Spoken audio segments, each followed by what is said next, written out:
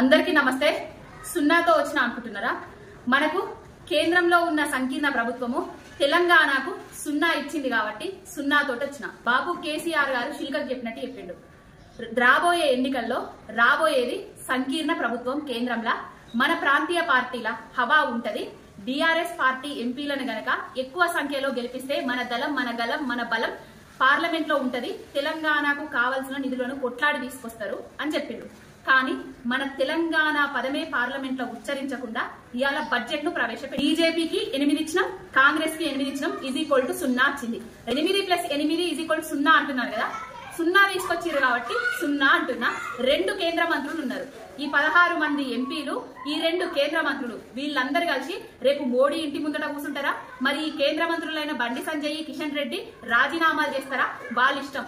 కానీ మనకు తెలంగాణకు రావాల్సిన నిధులను మాత్రం కొట్లాడి తీసుకొచ్చి రావాల్సిన బాధ్యత ఆ ఎంపీలకు ఉన్నది.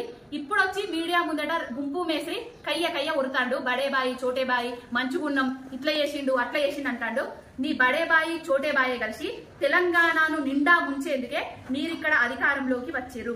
8 సీట్లు ఇచ్చిన, ఎంపీ సీట్లు ఇచ్చిన, మొత్తం 16 స్థానాలు జాతీయ పార్టీలకు ఇచ్చిన మా తెలంగాణకు గుండు సున్నా పెట్టిర్రు. చంద్రబాబు నాయుడు 16 ఎంపీలను గెలుచుకొని మంచిగా బడ్జెట్ ఆయన సగం పట్టుకొని వేయడు. బీహార్ లో నితీష్ కుమార్ గెలిచి ఆయన బడ్జెట్ ఆయన పట్టుకొని వేయడు. మరి తెలంగాణకు రావాల్సిన బడ్జెట్ ఎవరు తీసుకొస్తారు? ఈ గుంపు మేస్త్రిని నమ్మి ఓట్లేస్తే ఈయన కండువాలు కప్పే బిజీలున్నాడు, ప్రతిపక్ష పార్టీ నాయకులను చేర్పించుకునే బిజీలున్నాడు, మౌనం వహిస్తాడు. బీజేపీ వాళ్ళు కేంద్ర మంత్రులుగా పదవులు పొంది తెలంగాణ పేరుతోటి గెలిచి కేంద్ర మంత్రులయ్యి ఇప్పుడు కార్లల్లా కాన్వాయిలల్లా తిరుగుతాండ్రు తప్ప తెలంగాణకు తీసుకొచ్చింది శూన్యం.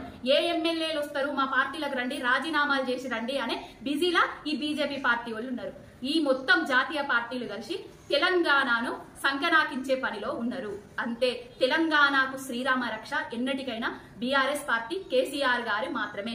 0 వచ్చింది అని ఇన్ని రోజులు మమ్మల్ని అవహేళన చేసిరు కదా. 0 వచ్చింది. ఇగో కేంద్రం కూడా మీకు 0 ఇచ్చింది. మాకు 0 రావడం వల్లనే మీకు బడ్జెట్ లో తెలంగాణకు 0 వచ్చింది. ఇగో ఇది నిర్వచనం 0కు.